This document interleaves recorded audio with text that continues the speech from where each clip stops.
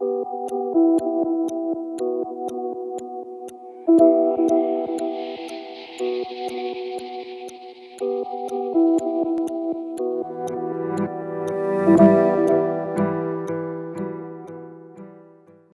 2, a cédula de menor valor monetário no Brasil. Para a obra missionária, ela é de maior valor. Demonstre sua generosidade. Faça agora um Pix de pelo menos R$ 2 utilizando a chave eufaçomissões2reais@gmail.com. Pronto! Em poucos segundos sua ajuda estará beneficiando algum missionário ou projeto social. Exercite sua generosidade. Ajude a Secretaria Nacional de Missões das Assembleias de Deus a fazer o que precisa ser feito. Realização: Sename, CGADB, apoio CPAD.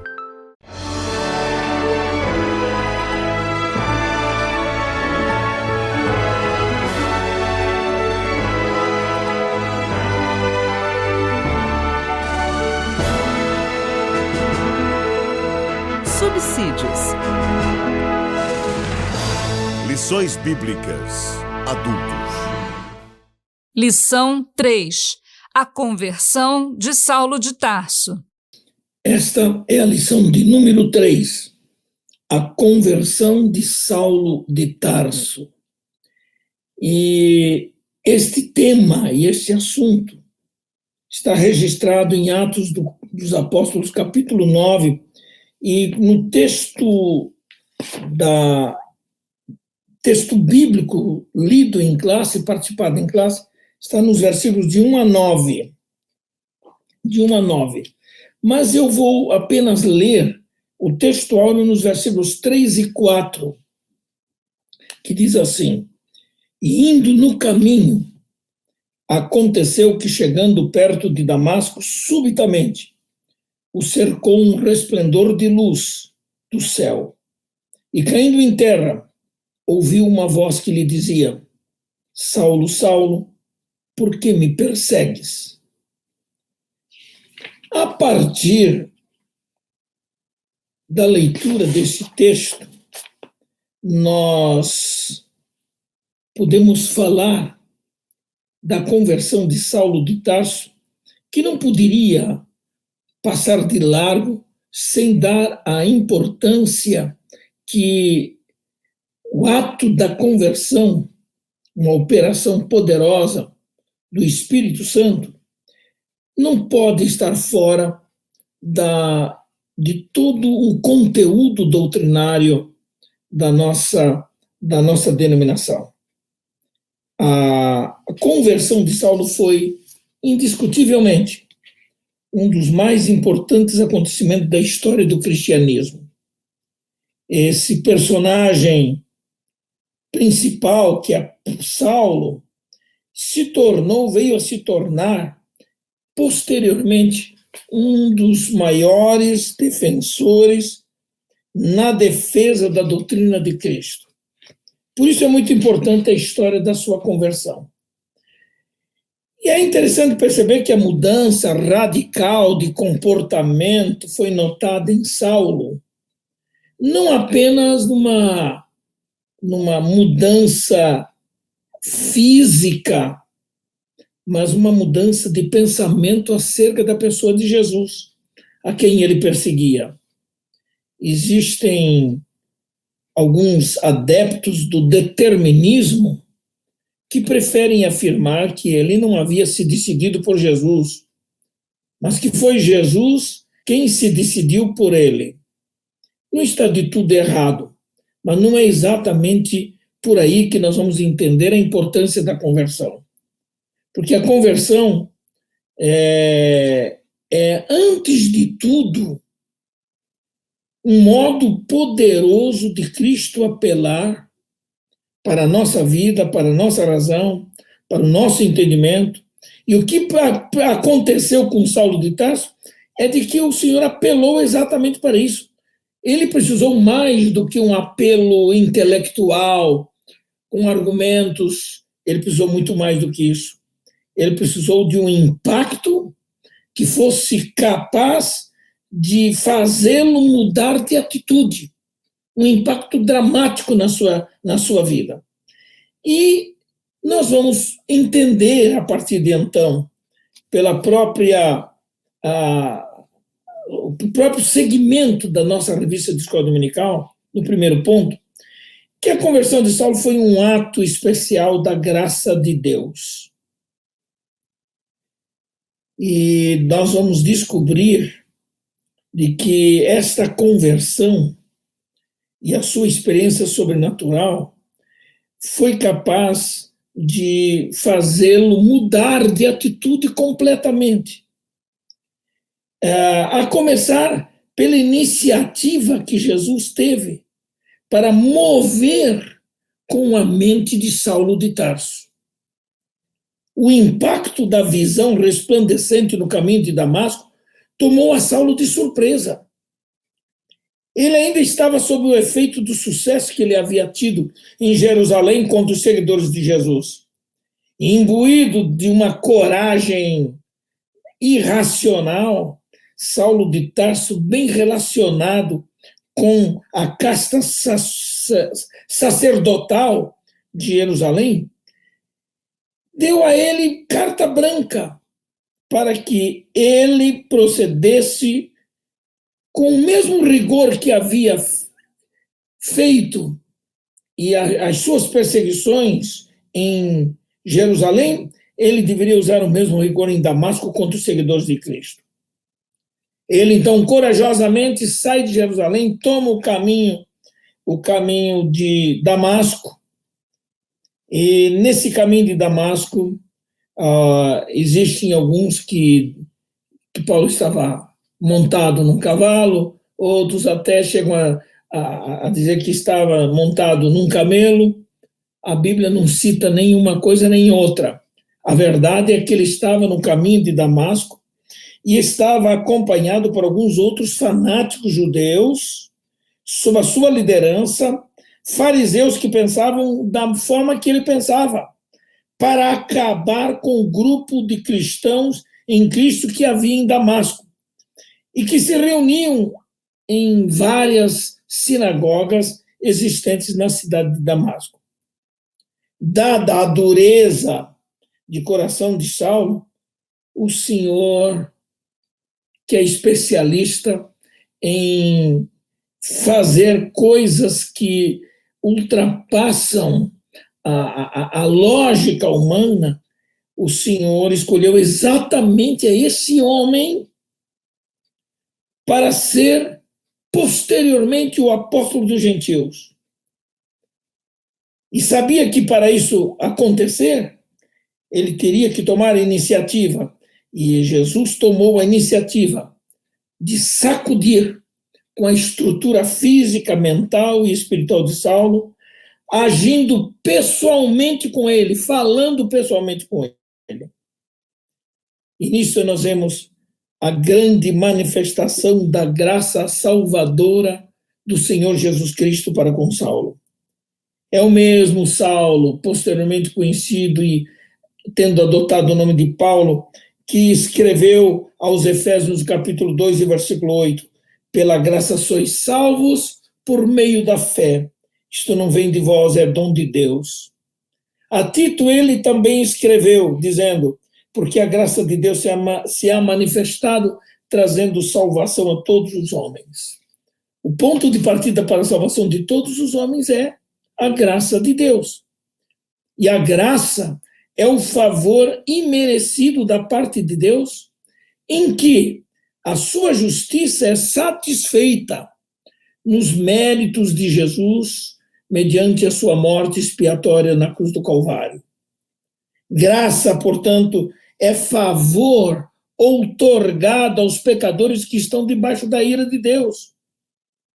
Aos Romanos, no capítulo 3, em versículos 23 e 24, Paulo disse o seguinte, porque todos pecaram e destituídos estão da glória de Deus, sendo justificados gratuitamente pela sua graça, pela redenção que há em Cristo Jesus.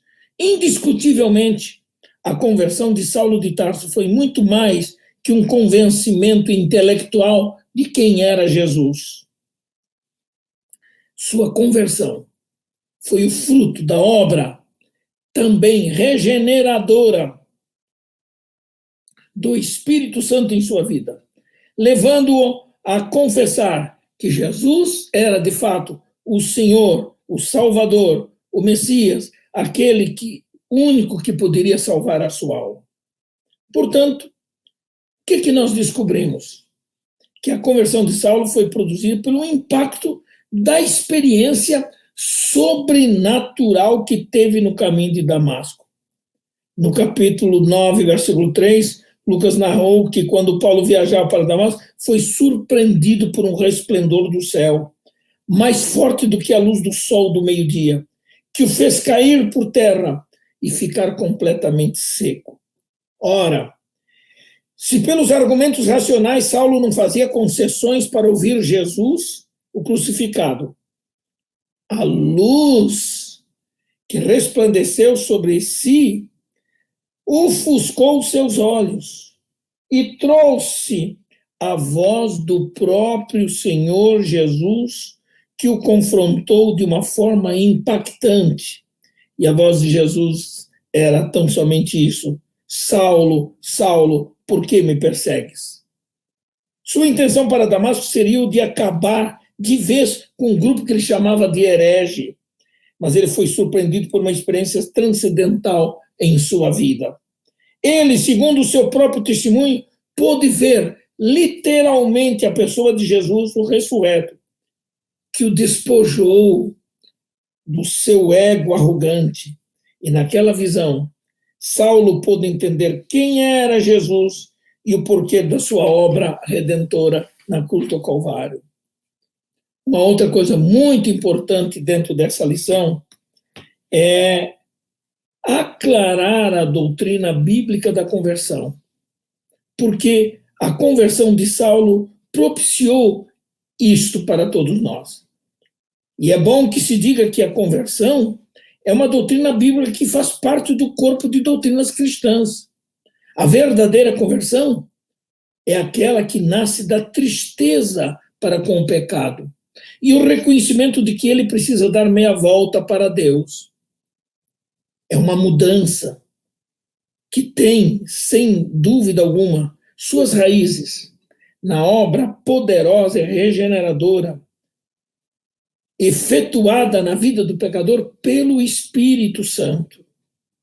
Como obra de Deus, a conversão é uma manifestação externa da regeneração operada pelo Espírito Santo. E ela implica em uma mudança de pensamentos, de desejos e vontades, e que devem alterar, sem dúvida alguma, todo o curso da vida do pecador. Não é esse o testemunho que todos nós temos de nossas próprias vidas e daqueles que nós vemos converterem-se nas nossas igrejas? Sem dúvida alguma. Conversão, portanto, é o ato de Deus, pelo qual ele faz com que o pecador se volte para ele com arrependimento e fé. No caso de Saulo de Tarso, o choque da experiência mística do resplendor de luz sob os seus olhos revolucionou sua mente, levando-o a reconhecer que o Cristo que tanto rejeitava agora o fazia seu apóstolo. Por isso, a conversão de Saulo de Tarso promoveu mudanças em toda a sua estrutura pessoal. Para terminar, é muito interessante considerar isso, que existem 3 elementos distintos da conversão. Quando nós nos deparamos com a palavra arrependimento, ou arrepender-se no grego bíblico, é metanoeo, e isso significa pensar de maneira diferente, sentir remorso. A conversão é, de fato, uma parte do processo de salvação do pecador. Não implica em um ato judicial da parte de Deus, mas marca, assinala o início, o despojamento do velho homem e marca o revestimento do novo homem em Cristo Jesus. Qual é um dos elementos distintos da conversão? É o elemento que eu chamo de intelectual. É um elemento operado pelo arrependimento. o intelectual. Nesse campo da mente, o pecador muda de conceito, que é o reconhecimento de que ele é pecador. A Bíblia diz que, por isso, nenhuma carne será justificada diante dele pelas obras da lei, porque pela lei vem o conhecimento do pecado.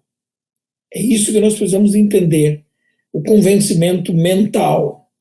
O segundo elemento importante é o emocional. Cada professor poderá dimensionar ainda mais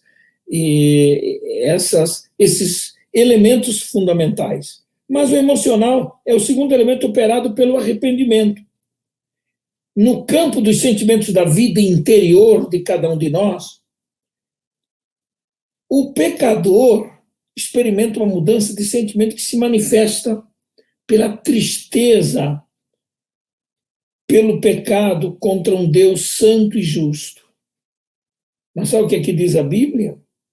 O mesmo Paulo diz posteriormente, em 2 Coríntios 7,10, ele diz, porque a tristeza, segundo Deus, opera arrependimento para a salvação, da qual ninguém se arrepende.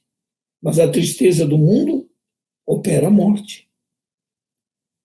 No Velho Testamento nós temos um homem, um rei famoso, fantástico, chamado Davi, que ora a Deus, e ele, quando cometeu um pecado contra Deus, ele se voltou para o Senhor e demonstrou tristeza para com o seu pecado e pediu misericórdia.